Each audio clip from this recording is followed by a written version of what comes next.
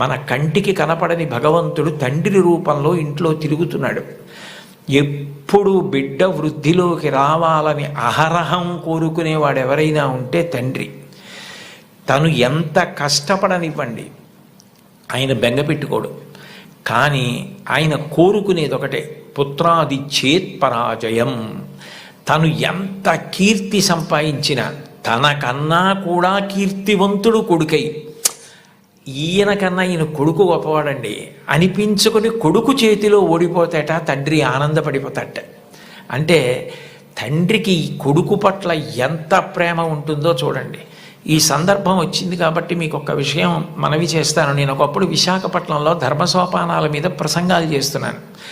ఆ రోజుల్లో విశాఖపట్నంలో ఉన్న పాఠశాలల్లో ఉన్న విద్యార్థులకి మా నాన్నగారు అన్న విషయం మీద మాట్లాడమని వ్యాసరచన పోటీ నిర్వహించారు. వ్యాసరచన పోటీ నిర్వహిస్తే కొన్ని వందల మంది పిల్లలు పాల్గొన్నారు. అందులో 10 పేపర్లు చిట్ట చివర సెలెక్ట్ చేసి నాకు పంపించారు. ఇందులో ఫస్ట్, సెకండ్, థర్డ్ ప్రైజులు నిర్ణయించమని.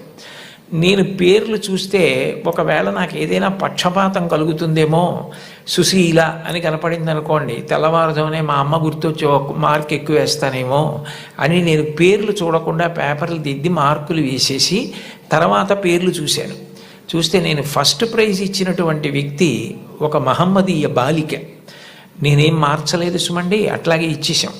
అప్పుడు ఆ బహుమతులు ఇస్తున్న సభకి అప్పుడు తిరుమల తిరుపతి దేవస్థానాలకి కార్యనిర్వహణాధికారి మాన్యులు శ్రీ ఎల్వి సుబ్రహ్మణ్యం గారు, ఆయన ముఖ్య అతిథిగా వచ్చారు.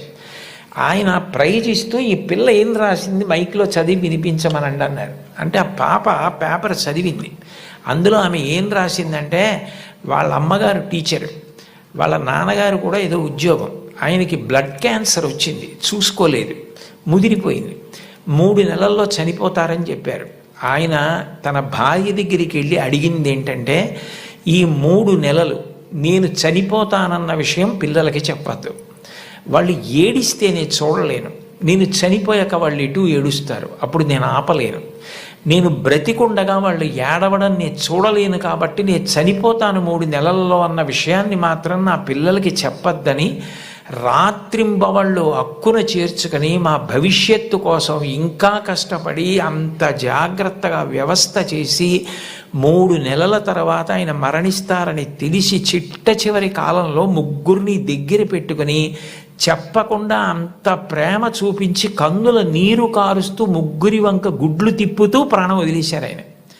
తండ్రి అంటే అది.